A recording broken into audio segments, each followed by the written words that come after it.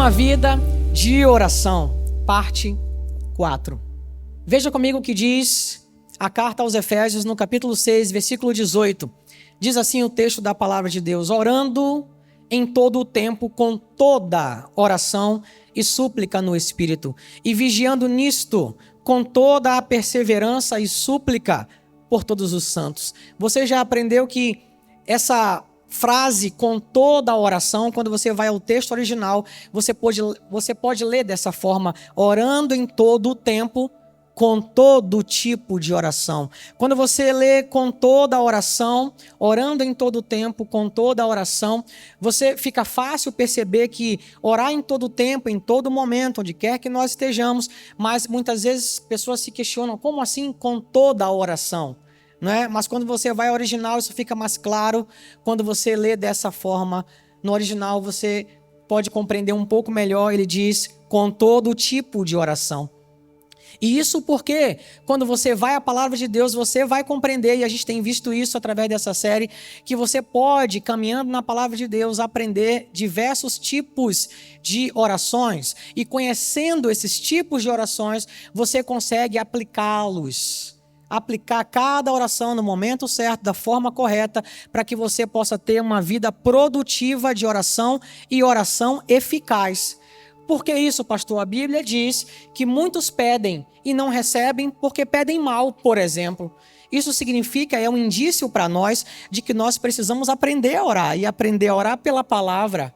Nós temos visto isso aqui desde o início. Nós estamos aprendendo princípios e fundamentos poderosos de uma vida de oração, com base na vida de oração de ninguém menos que Jesus Cristo e dos ensinos do nosso Senhor Jesus Cristo.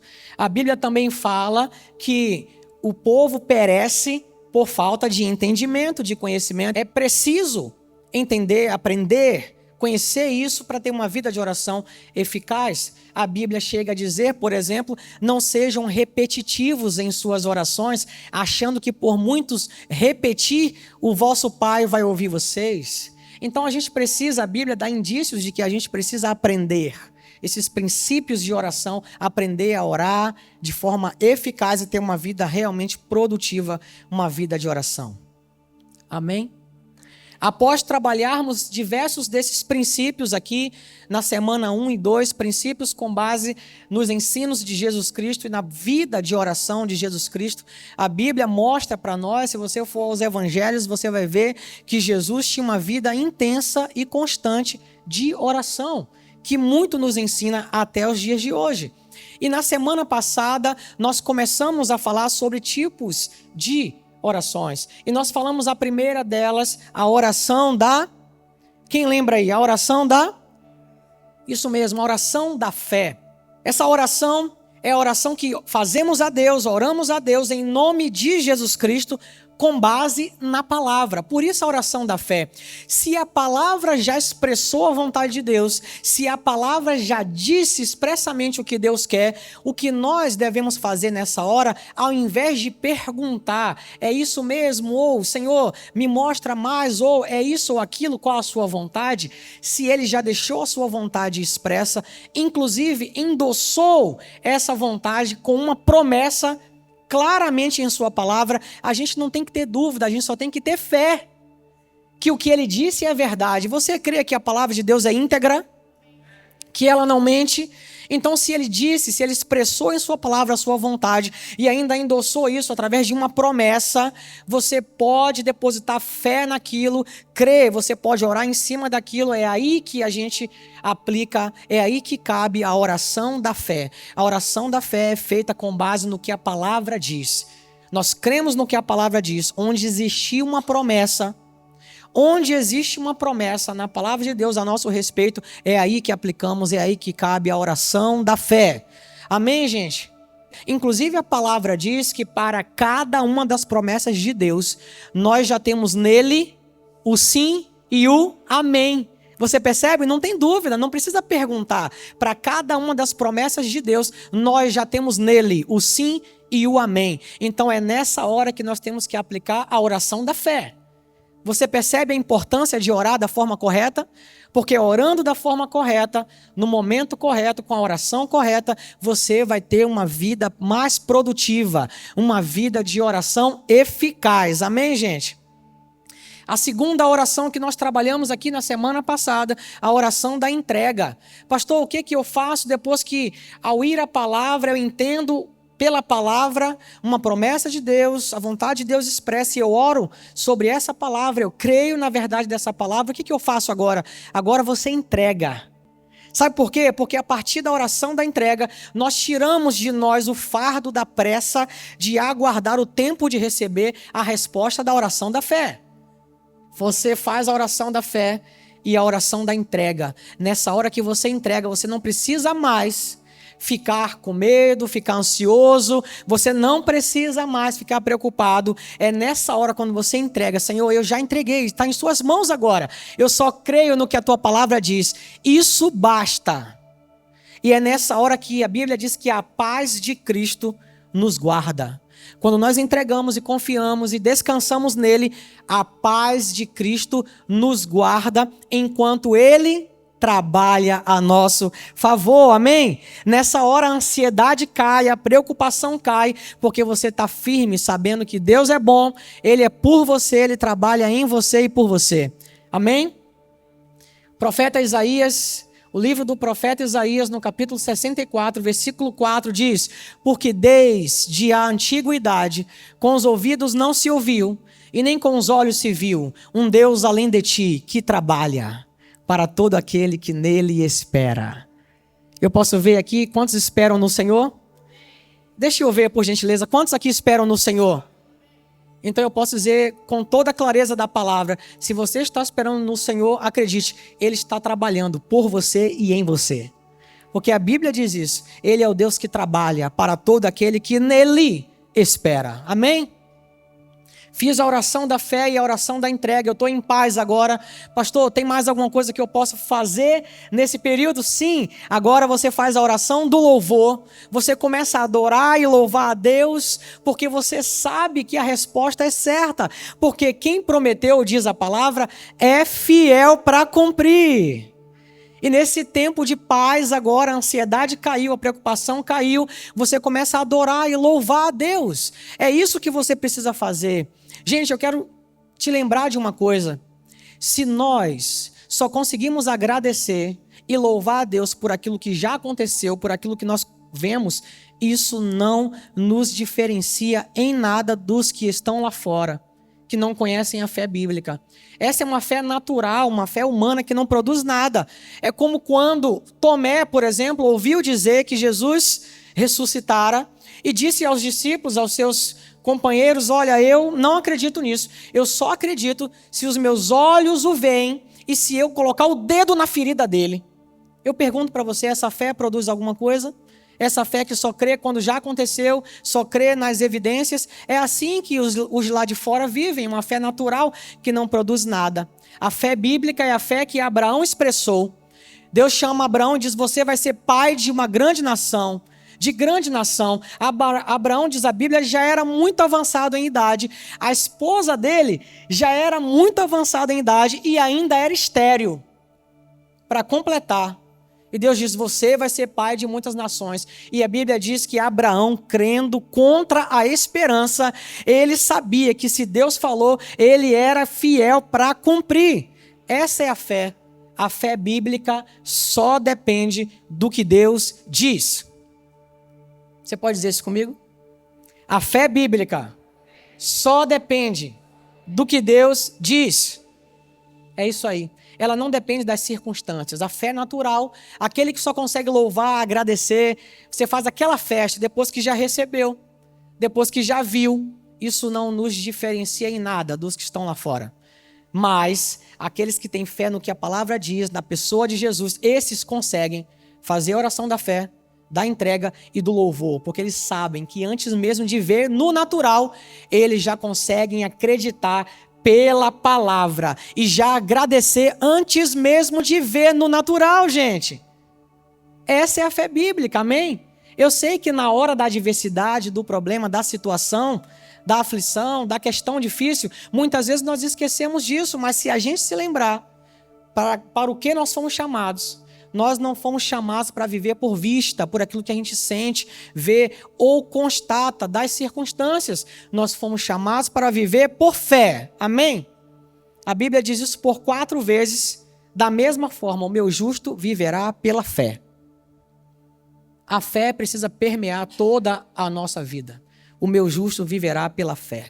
E hoje eu quero dar continuidade a esse estudo de tipos de oração, falando sobre a oração da concordância. Aqui, quando falamos da oração da concordância, nós encontramos uma promessa na palavra de Deus. Ela tem a mesma base da oração da fé. É uma promessa, é a vontade expressa na palavra de Deus. Só que agora a diferença dessa oração da concordância é que nós não temos apenas um crendo naquilo. Agora nós temos 2, 3, mais pessoas num grupo de conexão, um grupo de pessoas, você na sua casa com a sua família, concordando acerca do que Deus disse sobre você. Isso é poderoso. Essa oração é uma oração de união de fé. Eu creio, você também crê. Nós vamos concordar aqui sobre o que a palavra diz. Nós vamos orar juntos. Nós vamos nos apoiar em fé. E nós vamos viver grandes milagres no nome poderoso de Jesus. Nós vamos concordar sobre esse mesmo propósito aqui. Sobre o que a palavra diz. E milagres poderosos acontecem no nome de Jesus. Amém? Você crê nisso? É por isso que oramos juntos. É por isso que nós incentivamos a oração uns pelos outros, para concordarmos acerca do que Deus disse sobre nós, unirmos a nossa fé num único propósito e vivermos grandes milagres pela palavra. Você pode crer, você é o que a Bíblia diz que você é. Você pode o que a Bíblia diz que você pode. Você possui o que a Bíblia diz que você possui. Pastor, mas as circunstâncias em volta, todas elas dizem o contrário. Você precisa tomar uma decisão, fazer uma escolha. Ou você vai depositar a sua fé nas circunstâncias ou no que a palavra diz. O que eu posso dizer para você é que quando você deposita a fé na palavra e essa palavra é íntegra, eu posso garantir para você que as circunstâncias todas vão se alinhar ao poder da palavra de Deus. Você precisa permanecer firme, crendo em uma fé inabalável que o que Deus diz é verdade. Amém, gente? É assim que nós vamos produzir em fé. A oração da concordância é quando 2 se unem nessa fé, nós vamos concordar aqui juntos. O Evangelho de Mateus, no capítulo 18. O Evangelho de Mateus, no capítulo 18, versículos 19 e 20, dizem assim: também vos digo que, se 2 de vós concordarem na terra acerca de qualquer coisa que pedirem, isso lhes será feito por meu Pai que está nos céus. Porque onde estiverem 2 ou 3 reunidos em meu nome, aí estou no meio deles. Amém? Não tenha dúvida, Deus está aqui. O Senhor Jesus está aqui no meio de nós. Os seus ouvidos estão atentos à oração que é feita neste lugar. O seu Pai está atento à oração que você faz. Ele sempre te ouve. Jesus ensinou isso para a gente. Jesus chegava a orar e dizer: Pai, obrigado. O Senhor sempre me ouve. Deus está sempre atento à sua oração. Ainda que a resposta seja sim, não, espera, o sim de Deus, o espera, o não, a resposta que for, é excelente para as nossas vidas. O sim é uma bênção e o não também, porque os caminhos dele são mais altos do que os nossos, gente. Se você está orando e Deus te conduzir para um outro caminho, creia. Se permita ser dirigido pelo Espírito Santo. Você vai ver, ele vai te guiar por caminhos mais excelentes. Não sei se você já parou para pensar, mas Deus sabe mais do que você. Pastor, não sabia dessa não. Achava que eu sabia tudo. Deus sabe mais do que você. Se Ele te conduzir por diferentes caminhos, creia. Deixa o Espírito Santo te conduzir. Ele tem caminhos mais altos, mais excelentes para você. A palavra diz: assim como os céus são mais altos do que a terra, os seus caminhos são mais altos do que os meus. Amém? Deus sabe mais, Ele tem o melhor para você. Amém, gente? Por isso que oramos juntos, concordando acerca do que a palavra diz, unimos a nossa fé acerca do que a palavra diz e somos abençoados por essa palavra. Amém? Quantos creem na oração da concordância? É isso aí. Concorde com o que Deus diz. Quando você se unir num grupo de conexão, orem juntos, concordando sobre algo que a palavra diz expressamente, depositem fé nisso e vocês vão viver grandes milagres no nome poderoso de Jesus. Amém, gente? Segunda oração de hoje, a oração da unanimidade. Esta também tem as mesmas bases da oração da fé, da oração da concordância. A base é sempre a palavra. Nós depositamos fé na integridade da palavra. Só que agora na oração da unanimidade, nós não temos apenas um grupo, 2, 3, agora é a igreja inteira unânime, orando audivelmente em um só coração, em união. Esse tipo de oração é muito eficaz em tempos de grandes desafios, de propósitos coletivos, comuns, como nós temos diversos desafios e propósitos na igreja, relacionados à causa de Cristo, à obra de Deus, e nós oramos juntos. Amém, gente? A igreja unânime, a igreja toda junta. Veja o que diz a palavra de Deus no livro de Atos, no capítulo 4. Versículos de 24 em diante. Eles dizem assim: e ouvindo eles isto, unânimes, você pode dizer isso? Unânimes, levantaram a voz a Deus e disseram: Senhor, Tu és o Deus que fizeste o céu e a terra, e o mar e tudo o que neles há. Agora, pois, ó Senhor, olha para as suas ameaças e concede aos Teus servos que falem com toda a ousadia a Tua palavra. Enquanto estendes a tua mão para curar e para que se façam sinais e prodígios pelo nome do teu santo Filho Jesus. E no meio dessa oração unânime, a igreja inteira orando e tendo orado, moveu-se o lugar em que estavam reunidos e todos foram cheios do Espírito Santo e anunciavam com ousadia a palavra de Deus. Você pode dar glória a Deus por isso? Há poder quando nós nos reunimos como igreja de forma unânime, professando a nossa fé na palavra, orando por propósitos comuns, relacionados ao reino de Deus, propósitos, projetos, como igreja, como corpo de Cristo. E eu quero dizer para você o contexto aqui, esse texto diz que a igreja estava orando, intercedendo e orando a Deus dizendo: Senhor, que o Senhor nos dê essa intrepidez, essa ousadia para pregarmos essa palavra. E o contexto aqui, você sabe qual era? O contexto aqui já era a perseguição religiosa que os discípulos começaram a sofrer após começarem a fazer grandes milagres e pregações eloquentes no poder do Espírito Santo que eles haviam acabado de receber. A Bíblia diz que Jesus ressuscitou e durante 40 dias deu provas da sua ressurreição no meio daquele povo. Sendo visto por mais de 500 pessoas, diz a Bíblia, dando prova da sua ressurreição. Você pode ver o cristianismo, diferente de qualquer religião aí fora. Só para você entender, eu vou classificar como religião, mas não é o caso. Mas só para você entender didaticamente, a palavra, ela coloca um crivo no cristianismo. Você já viu a palavra dizendo o seguinte: se Cristo não ressuscitou, a nossa fé e a nossa pregação é vã. Você já viu? A própria Bíblia coloca um crivo. Isso significa dizer que se alguém comprovar que Jesus não ressuscitou dos mortos, tudo que nós professamos de fé, toda a pregação que fazemos, tudo isso cai por terra e o cristianismo é aniquilado, acabado, se alguém comprovar que Jesus Cristo não ressuscitou.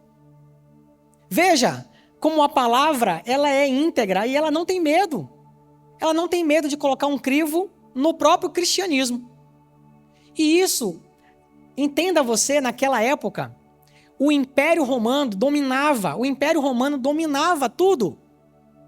Todo mundo conhecido. E você imagina homens que não tinham tanta cultura, indoutos, como muitos falavam, pescadores. Você imagina que eles conseguiriam criar a maior de todas a conspiração do mundo. Esconderam o corpo de Jesus e nisso criaram essa retórica de que ele tinha ressuscitado e aí nasceu a igreja e o cristianismo. Você acha mesmo? O Império Romano tinha o domínio de tudo e os cercava de todos os lados. colocando soldados na frente do túmulo, tudo para que nada daquilo acontecesse. Você acha que aqueles homens, eles conseguiriam fazer tal tipo de coisa? Diante de um império romano que dominava todo o mundo conhecido naquela época? Seria um feito e tanto. Você acha que, não sei se você sabe, os apóstolos, quase todos eles, exceto João, todos os outros foram martirizados. Sabe por que eles foram martirizados? Porque não negaram a ressurreição de Jesus Cristo. Não negaram a fé em Jesus Cristo. Vocês acham que esses homens iriam, por exemplo, manter firme uma mentira a ponto de serem levados à morte?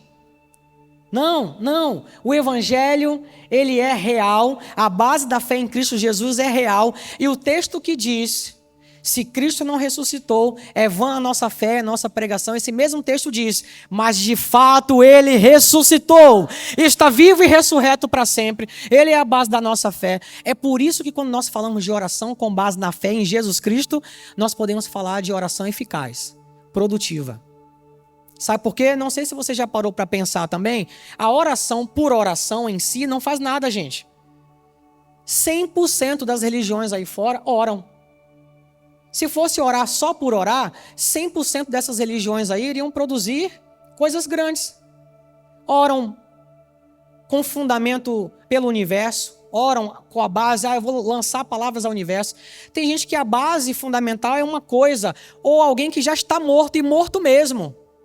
Oração por oração não produz nada, mas a oração com base, a base fundamental da fé na palavra, em Cristo Jesus, essa pode muito.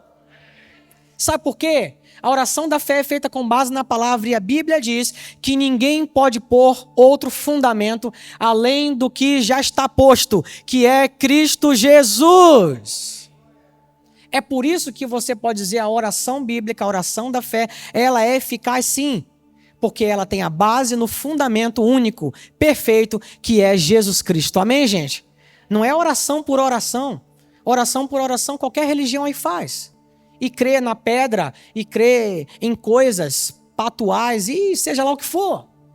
Mas a oração eficaz é a oração segundo a palavra, com base no que a palavra diz, com base na fé, no único fundamento, o Senhor Jesus Cristo. Amém, gente? E aqueles homens estavam sendo perseguidos. Esse era o contexto. Eles estavam sendo perseguidos. Jesus ressuscitara e deu provas a todos eles. Só que Jesus disse uma coisa para eles. Olha que interessante. Fiquem em Jerusalém, porque vocês vão ser revestidos de poder ao descer sobre vocês o Espírito Santo. E aí, gente, começou a acontecer uma coisa que pegou de surpresa muita gente naquela época.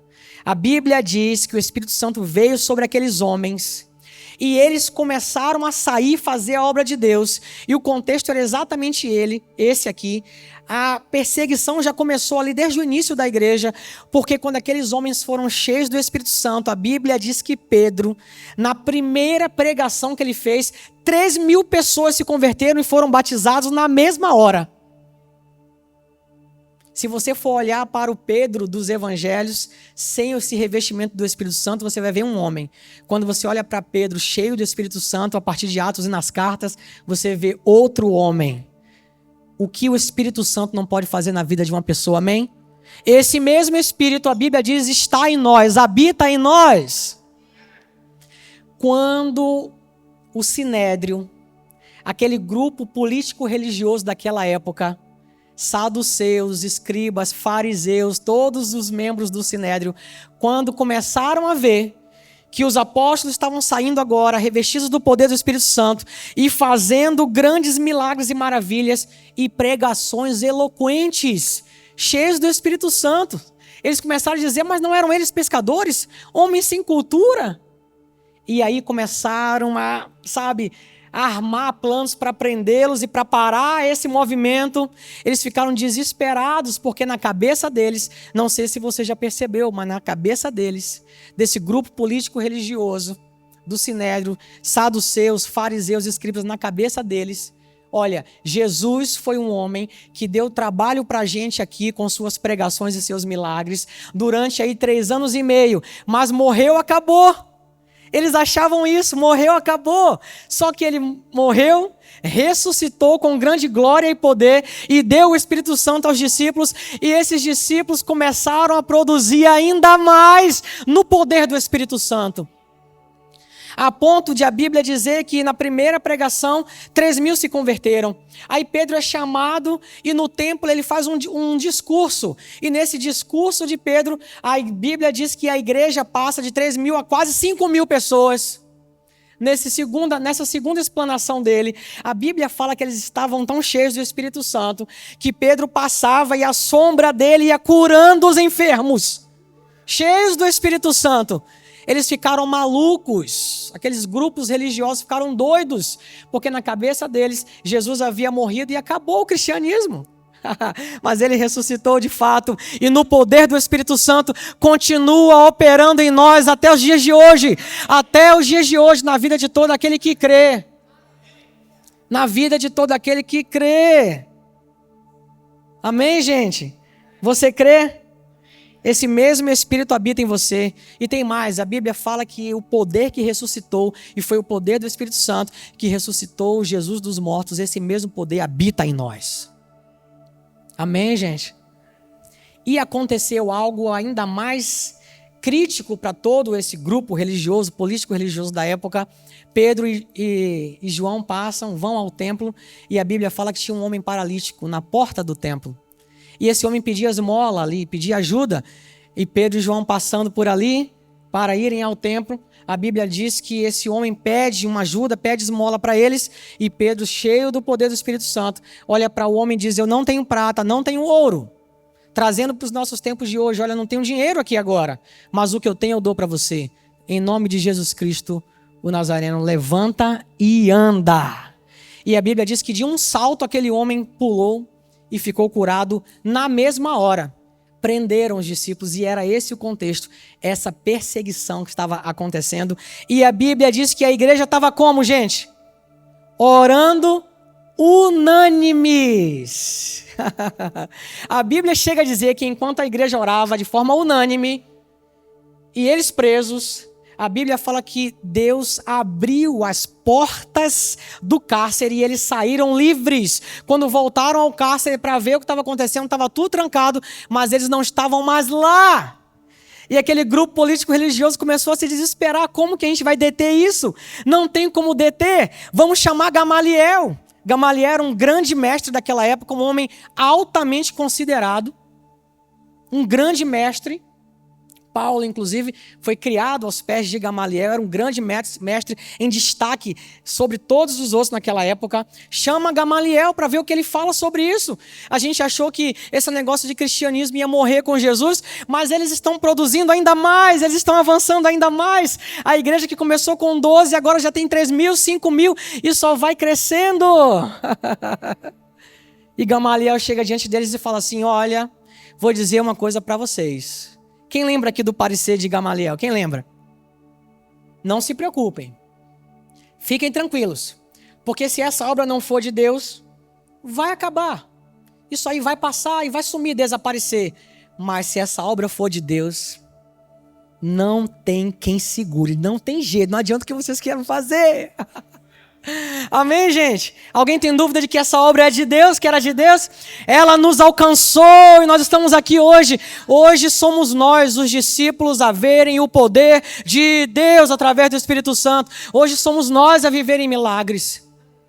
Nós que cremos, aqueles que creem. E eu quero chamar a atenção para uma coisa. Quando nós vamos à palavra, nós vemos que aquela igreja era unânime, era unida. E, gente, não tenham dúvida, isso trazia a glória de Deus por onde eles andavam. A Bíblia chega a dizer no livro de Atos que a igreja tinha simpatia dos de fora. Os de fora achavam a igreja simpática, eles tinham a simpatia da igreja, porque viam a convivência da igreja, o amor deles, a unidade deles, a união deles. E não tenha dúvida, isso trazia a glória de Deus e grandes milagres aconteciam no meio deles e isso era rotina para a igreja. Como que a gente tem que aprender com essa igreja? Amém, gente? Com essa igreja de Atos, a Bíblia fala que eles perseveravam na doutrina dos apóstolos, na palavra, perseveravam na oração, no partir do pão, que aqui é a ceia do Senhor, e na comunhão. e grandes milagres aconteciam no meio deles, e isso era uma rotina no meio dessa igreja. Amém, gente? Sabe o que nos atrasa muitas vezes? Nos para muitas vezes? É que ao invés de estarmos unidos, em perfeita unidade, unânimes, nós estamos muitas vezes brigando uns com os outros. Nós estamos fofocando, falando mal uns dos outros, e uma igreja da outra, e por aí vai. E ao mesmo tempo que estamos fazendo isso, nós queremos viver esses grandes milagres como rotina na igreja.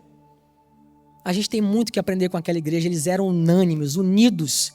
Os de fora olhavam para aquela igreja e tinham simpatia. Eu pergunto para vocês, os de fora hoje, quando olham para a igreja, eles têm simpatia por nós? Muitos não querem nem saber. Por conta de maus exemplos, de tantos problemas que hoje estão escrachados na internet. A gente tem muito que aprender com aquela igreja, que viviam grandes milagres. Eles eram unidos, unânimes, eles eram a união, o amor dispensado entre eles era muito forte, era poderoso. Eles viviam nesse grau de unidade, de união, nesse grau de unanimidade. Amém, gente? Você quer viver isso? Isso, ore por isso. Toda vez que você pensar ou se envolver em qualquer tipo de confusão, briga, fofoca, cara, fala, eu não tenho tempo para isso. Eu estou caminhando, meus olhos estão fitos em Jesus, eu quero viver milagres. Eu estou junto aqui, não, eu quero viver em concordância, em milagre, em unanimidade, em união. É assim que a gente vai ver a glória de Deus todos os dias na nossa vida, todos os dias. E no seio, no meio da igreja. Amém, gente? A oração da unanimidade. Terceira e última de hoje, a oração da intercessão. Não precisa nem pensar muito para entender que a oração da intercessão também tem a mesma base da oração da fé. Só que a diferença agora é que nós oramos com fé, com base na palavra, por outros agora. Por outra pessoa. Veja agora, né? Veja isso aqui mais uma vez, livro de Atos no capítulo 12. Veja que o versículo 5 diz, Pedro, pois, era guardado na prisão. Você já entendeu o contexto, né? Pedro estava na prisão por conta desse contexto todo que eu contei para vocês. Mas a igreja fazia contínua oração por ele a Deus. Aqui você vê a oração da unanimidade em conjunto com a oração da intercessão. A igreja inteira orando, unânime, com um propósito e intercedendo por outra pessoa. No caso aqui, por Pedro, e a igreja orando. Aquele homem havia sido preso por professar Jesus Cristo, por pregar o evangelho e por fazer milagres no poder do nome de Jesus e por falar agora com intrepidez, com eloquência no poder do Espírito Santo. Esse mesmo Espírito está aqui, esse mesmo Espírito de sabedoria, da verdade, o Espírito da verdade que o mundo não conhece, nem pode receber, mas ele habita em nós, diz a Bíblia. Ele habita em nós e quer nos levar a viver patamares mais altos. Amém? Veja o que diz a primeira carta de Timóteo, no capítulo 2, versículos de 1 a 4. A palavra de Deus diz assim, antes de tudo, recomendo que se façam súplicas, orações, intercessões e ação de graças por todos os homens. A Bíblia nos convida a interceder pelos reis e por todos os que exercem autoridade, para que tenham uma vida tranquila e pacífica com toda a piedade e dignidade. Isso é bom e agradável perante Deus, nosso Salvador, que deseja que todos os homens sejam salvos e cheguem ao conhecimento da verdade. Quer um propósito de oração para interceder? Interceda para que pessoas possam ser salvas, recebam essa graça, tenham suas vidas transformadas para sempre, conheçam a verdade que reside na pessoa de Jesus Cristo e tenham sua história transformada para sempre. Orem por isso, intercedam por isso. Amém, gente? Quantos estão entendendo aqui? Vocês estão entendendo? E por falar de intercessão, eu quero lembrar para você que existe, segundo a Bíblia, um excelente intercessor. Quem sabe aí? Você pode dizer mais alto? Que bom, né? Uma igreja que estuda, que conhece a palavra. Falando de intercessão, você sabe que a Bíblia fala de um excelente intercessor. A carta aos Romanos, no capítulo 8, versículos 26 e 27, dizem assim: da mesma forma, o Espírito nos ajuda em nossa fraqueza, pois não sabemos como orar, mas o próprio Espírito intercede por nós com gemidos inexprimíveis. E aquele que sonda os corações conhece a intenção do Espírito, porque o Espírito intercede pelos santos, de acordo com a vontade de Deus. Não se preocupe ao perceber que muitas vezes você não sabe nem como orar. Nós estamos estudando uma série inteira sobre oração, uma vida de oração, e aprendendo princípios poderosos, maravilhosos de oração, de uma vida de oração, através dos ensinos de Jesus e da vida de Jesus.